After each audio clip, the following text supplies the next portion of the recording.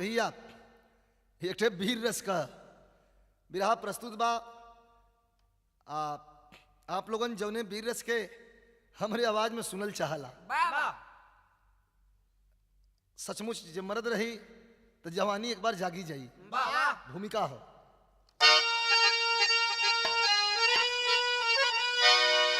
तो कब चुनौती साहेब वीर की वीर तो हो पराजय नहीं मौत मंजूर है। जिस महोबा के कड़ी कड़ी में ज्वाला मिले सूरवीरों से धरती पे भरपूर है। करीन ससुरार नैना गरियाला चले नरवरगढ़ को चले ऊदल जज्बात में। लोह पानक को डेभा चले झूमते चल दिया या जयिंदल भी गुजरात में।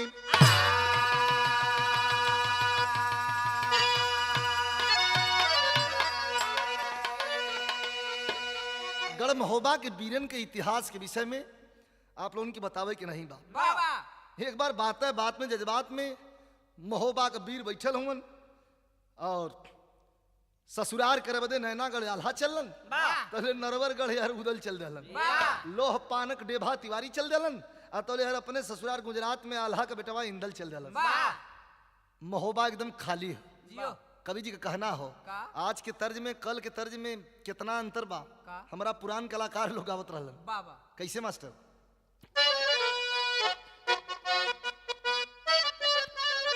अरे पंजाब के बोतल में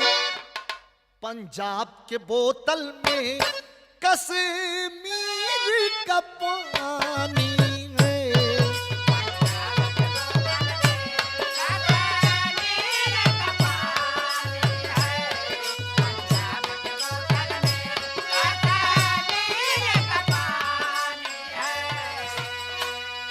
पंजाब के बोतल में कश्मीर का पानी है।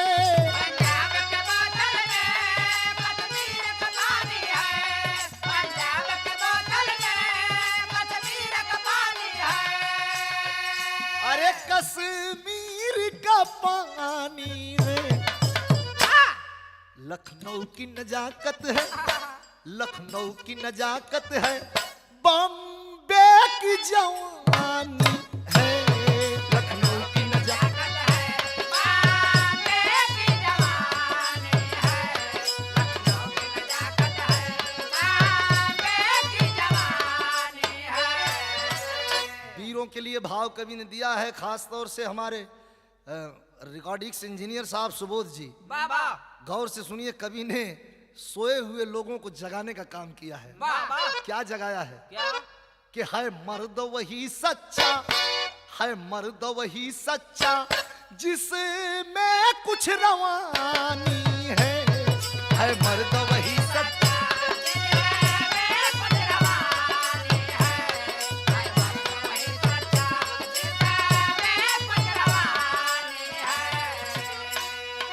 मर्द वही सच्चा जिसमें की रवानी है। मर्द वही सच्चा जिसमें की रवानी है। मर्द वही सच्चा जिसमें की रवानी है। अरे जिसमें कुछ रवानी है। जो दहला दे हिमगिर, जो दहला दे हिमगिर, फौलादी जवानी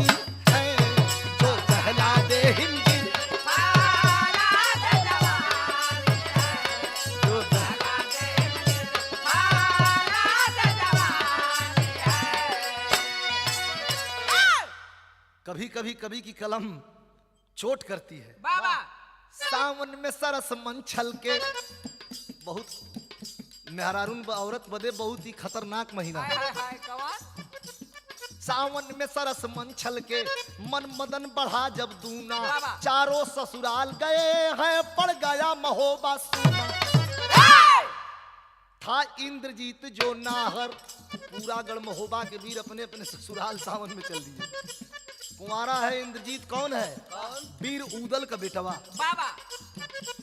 था इंद्रजीत जो नाहर, उदल का लाल बघेला, एक वीर वंश का दीपक मोहबे में बचा अकेला। वीरों का राज कर्नाटक, चंदन सिंह का एक राजा, वीरों का राज कर्नाटक, चंदन सिंह जहां का राजा, थी भानुमती एक बेटी, सावन जब भरा तकाजा।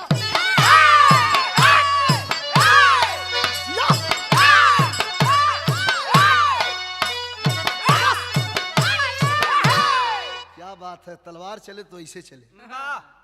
बड़ी सुंदर बिटिया है चंदन सिंह की, भानुमती नाम है। चलती है, कैसे चलती है? कैसे?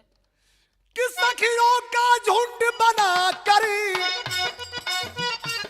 वह लाल बाग में आई, झूला को झूलन ही जब ही आगे को कदम बढ़ाई, तब रोक दिया सखियों ने, झूला की छोड़ दे डोरी, जागेगी नहीं चमन में चंदा के बिना चकोरी।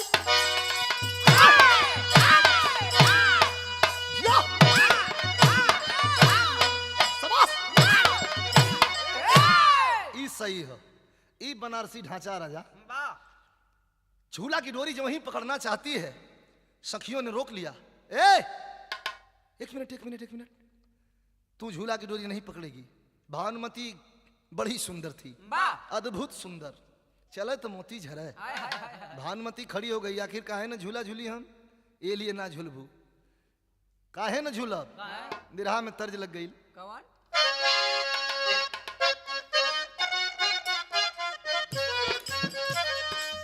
वह गीत बा, तनी ताक दे तू,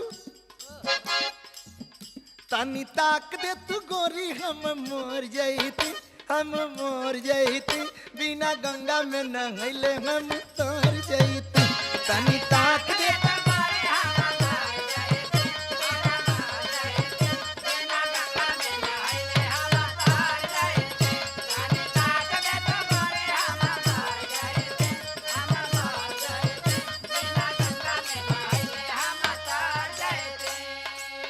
तर्ज है, इशारा कर रही है सखिया कि पहले से नूरा से मंगिया सजावा ये सखी, सजावा ये सखी, तब झूला झूले बगिया में आवा ये सखी।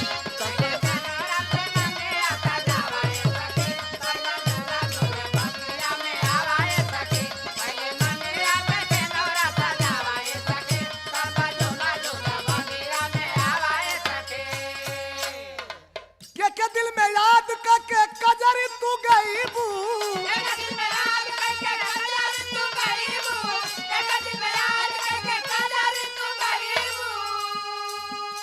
झूला झूले खातिर आइल बाड़ू, तोहार बियाह नहीं खे भयल, के याद करके झलुआ पर कजरी गई बू। सखिया कह रही हैं क्या, के दिल में याद करके कजरी तू गई बू,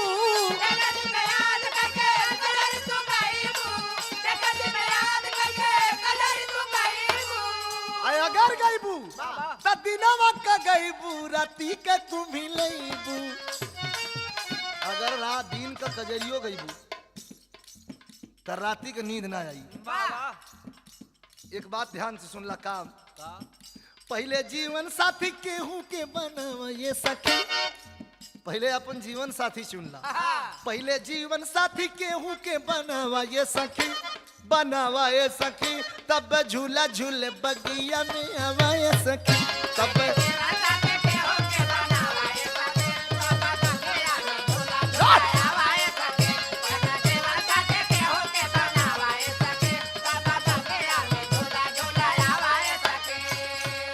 एक मेहना और मारे थे, कहले कि झलुआ झूले आइल बाड़ू, हमके लागता का लगता, लगेला कि बाबू तोहार हवा कुजतिया,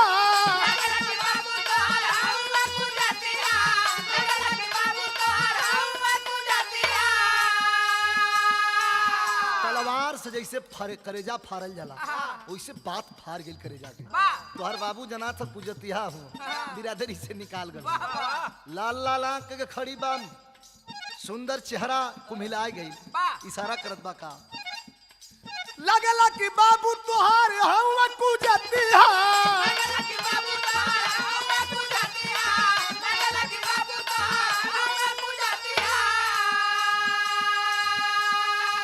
पैसा के कमी से मंगावे न बरतिया पैसा के कमी से बारात नहीं खन मंगावत ते काम करा नइखे कोनो मिलत तो कोनो अनहर के हाथावा थमावा ये सखी देखा कोनो अनहर भेभर मिलेला तो वही के अपन हाथ धरा दे ये काहे के जियान के ले बड़ू अरे बाप रे तीर सहे तलवार सहे फिर घात सहे प्रतिघात सहे पर वीर पुरुष की एक बेटी कैसे कोई का बात सहे मायंगूरा से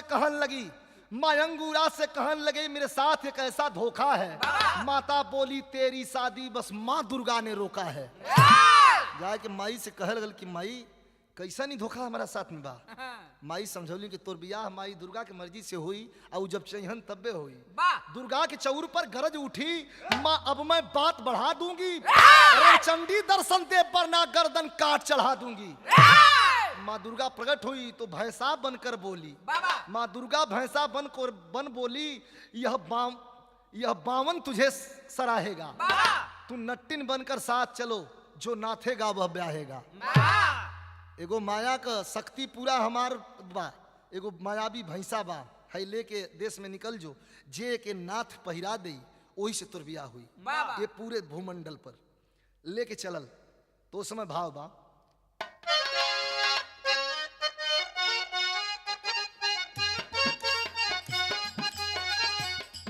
जौन गीत आप लोगों के हम सुनौले रहने लाल पियर मुंह का के लगिए बाटे ठाड़ रे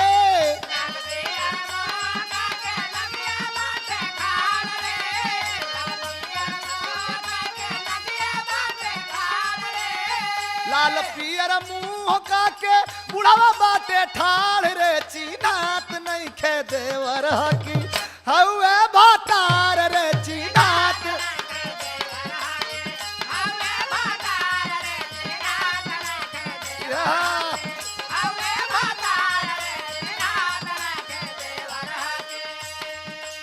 भानुमतिन नाटिन बन के कैलस जब ललकार हो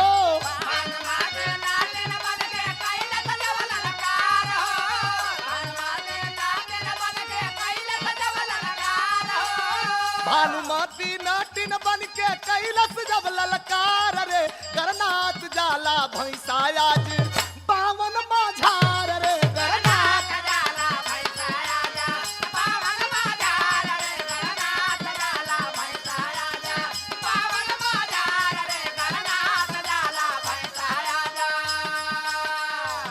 गरजत भैंसा आगे के चलता हालत का बा आ दिल्ली में ताहर का मांडो गढ़ में कारिया दिल्ली में ताहर का मांडो गढ़ में कारिया दिल्ली में ताहर का मांडो गढ़ में कारिया पथरी में ज्वाला सिंह का हिल गइल टंगारिया पथरी में ज्वाला सिंह का हिल गइल टंगारिया पथरी में ज्वाला सिंह का हिल गइल टंगारिया अरे नाथल का दूर देख के भागा फुफुकार रे करनाथ जाला भैंसा आज बावन माझार रे करनाथ जाला भैंसा आजा बावन माझार रे करनाथ जाला भैंसा आजा बावन माझार रे करनाथ जाला भैंसा आजा माता दुर्गा के कृपा से बड़ा खूंखार भैंसा लेके आउ भानुमति चल दिले बा जेने जेने गइल दिल्ली में ताहर कांप के खड़ा हो गए अरे भैया हमारे बस का ना बा ई नाथल तो दूर बा हे बाबू ई फूंकत ऐसन खतरनाक तो ई पा जाई तो रेल के सिंहिए फाड़ देई ना भैया ले जा न जियत रहब तो बहुत मेहरारू मिली हंस बा बिरहा में तर्ज हमारा उस्ताद का प्रैक्टिकल गीत लगिल मास्टर वह गीत बाकी गजा भरक के बाबा बाबा गुजारिया गजब कर हो जबनी अरे बोलाई अब ताब कर हो गज भर के गुजारिया गजब कर हो लेकिन गोरी मोहबे नगरिया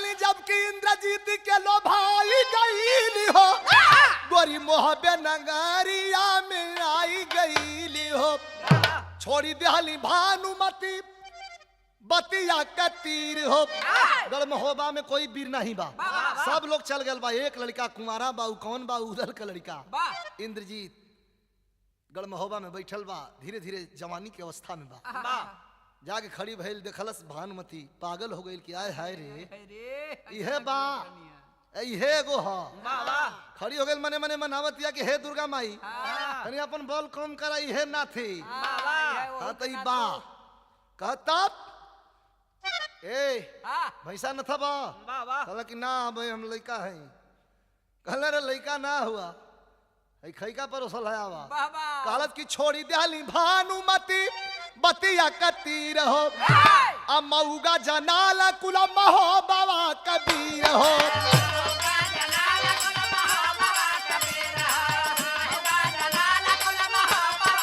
अरे तिरछा ताल दिल पे बिजली गिराई देहली हो तिरछा ताके दिल पे बिजली गिराई देहली हो टगोरी मोह पे नगरिया में आई गई हो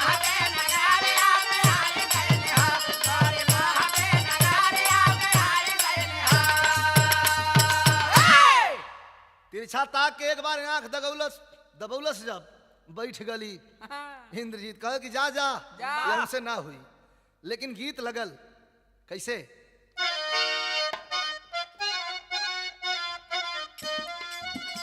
नाहर सच्चा कहाई नाहर सच्चा कहाई ना कितनो शेर रही एक बच्चा यार नाहर सच्चा कहाई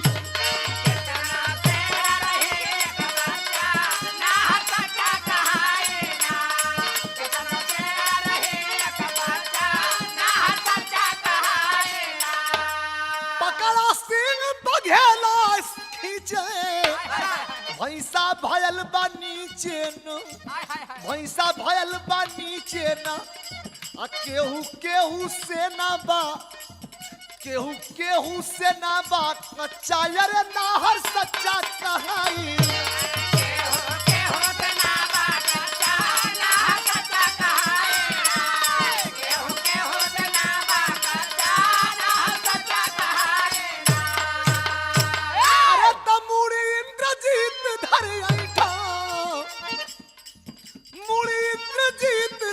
गर्दन पर चढ़ बैठाना गर्दन पर चढ़ बैठाना अरे भैंसा गिरल खाई के गच्चा भैंसा गिरल खाई के गच्चा नाहर सच्चा कहाई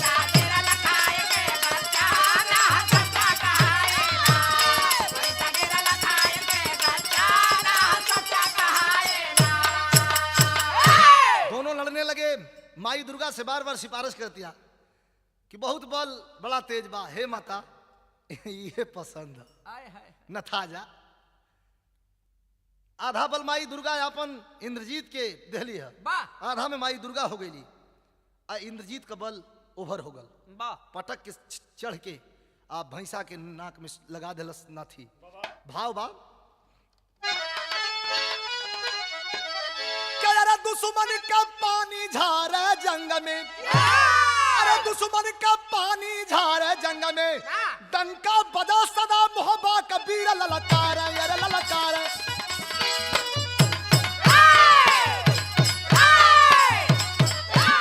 मार के कनखी भानुमती तब इंद्रजीत से कही जबर भर के मांग बनाला दुल्हन साथे रहबे जीवन भर अब का है भैंसा ना दिला तो दुल्हन बनाला लायक ना है घरे केहू नहीं बा बात नहीं माना जब नाहर बना के सुगना वह तत्पर अब पल में चील बनी वह गोरी लेकर उड़ चली वह अंबर सुगना बना के माया का पिजड़ा में बंद करके अपने चील बन के वही ठोर में लटका के लेके अपने देश के चल जाता तो जरा सुन क्या चंदन का छाती क्या जरा सुन क्या चंदन का छाती उड़ार करायल बघाती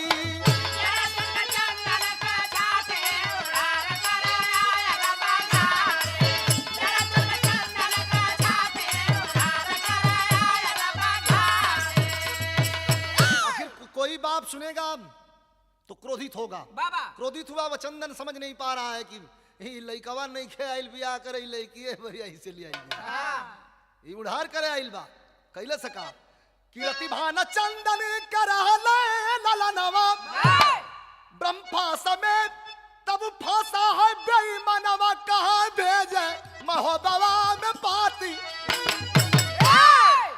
महोबे में पत्र भेज दिया, जेल में डाल दिया। और जब महोबे में पत्र आया है तो संजोग है मेरे मित्रों, उस वक्त गढ़ महोबा में कोई वीर नहीं है। सबको सब लोग सावन में ससुरारी गइल बा। फुलवा के जब चिट्ठी मिलल बा तो बेटा का गम कलेजा तोड़ तोड़ के रोवत है। बिरहा में नई चीज बा का जवन रउआ सबके हम अपना स्टेज पर मंच पर सुनाईला। बा बाबा ये हमार प्रैक्टिकली आल्हा है मास्टर।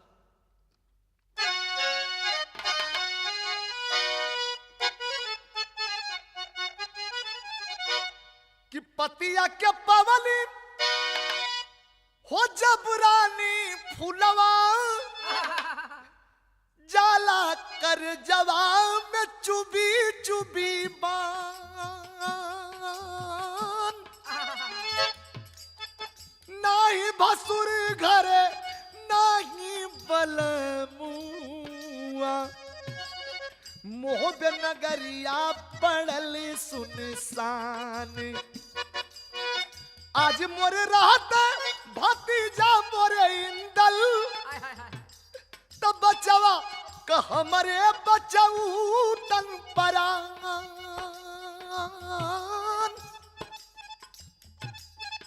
फसरी लगाई कि खाई महूरवा की कुद कुआना में दे दे जान। जागा हो जागा जागा माई दुर्गा पुरखन का हमारे हऊ पुजमान। इतने में चारों वीर आइलन मोहबे में सुनता खबरिया टूटल आसमान। सुनता खबरिया टूटल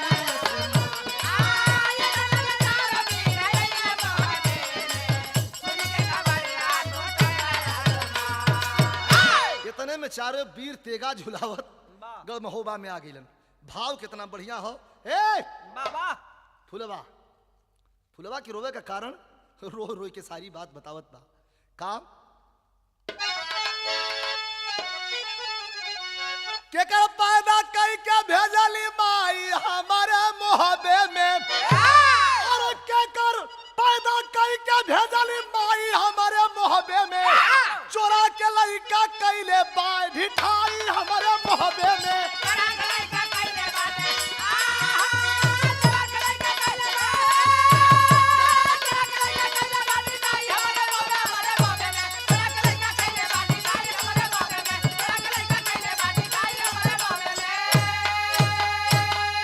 सजाए लगल वीरन का फौज कवन कवन वीर हुवन के लाल हा उधल डेभा मिंदल मलखा सुलखा लाखन हो। खुन खुन कोइरी यही घमंडी अधनुहा तेली तालन हो। भेष बदल कर नाटक किया चढ़ाई हमारे मोहबा में। आराज छिपा चंदन से बोले जाई हमारे मोहबा में।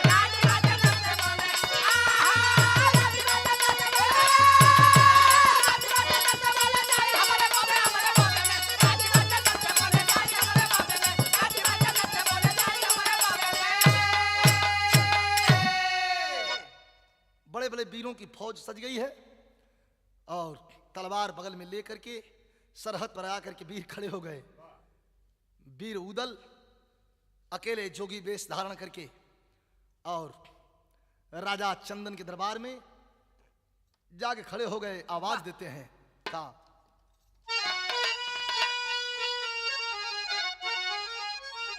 अरे क्या कर माना सुबह जगल धरती पर अता की दही बिरावन के महोबा की ओर।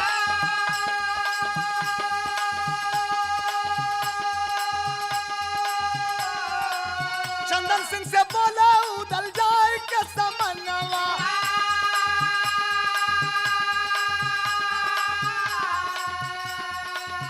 तोहरे लड़की पर फीदा कावन बा किशोर।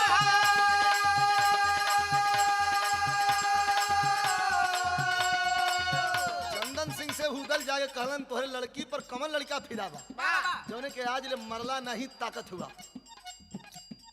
ये काम करा का हमार के दैदा मार देहल जाई जनावा।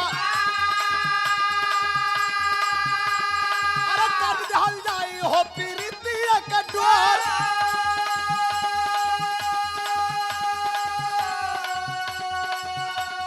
अरे राजी भैया चंदन नहीं मानल भवनिया।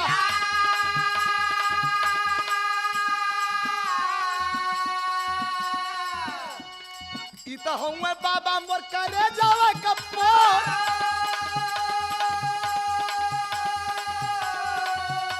ए बाबा बाबा कुल मांगला बा धन लेला हाँ दौलत लेला सोना लेला चांदी लेला बाकी सुगना मत मांगा। बा बाबा ई का हूं हम कैसन सुगना हो ऐसन ऐसन सुगना कुल बहुत कुल बहेलिया फंसा के दे दिहन। बाबा का ना है बाबा जने सुगना के तू सुगना जानत हुआ ई सुगना नहीं होई के ह के? बतावत बात कहा इशारा करत बा। अरे इता हुआ बाबा मोर करे जावा कपोर।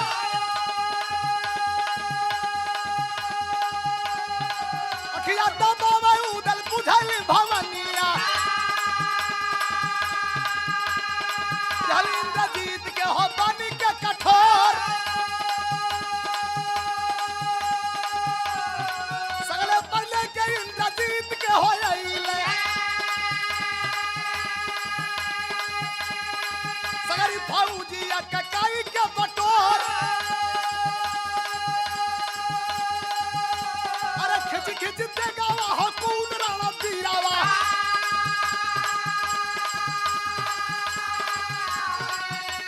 अरे गिरावा पर चढ़ी गईला काई के हो सोर।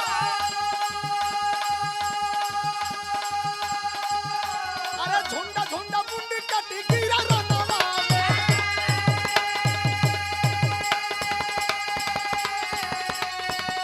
अरे चंदन सिंह का राज ताज कूद लहल छोड़।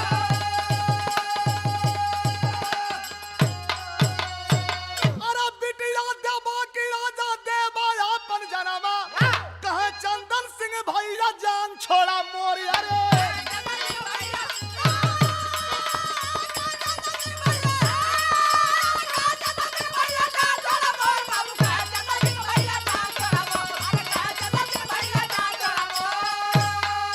कहला बिटिया देवा की जान देवा कहे जान छोड़ा ले जा। कैलन है का कहलन रार प्यार में बदली तब मिताई अब चली। तता कब मुहाबे में ना मुहाबा से ही ताई अब चली।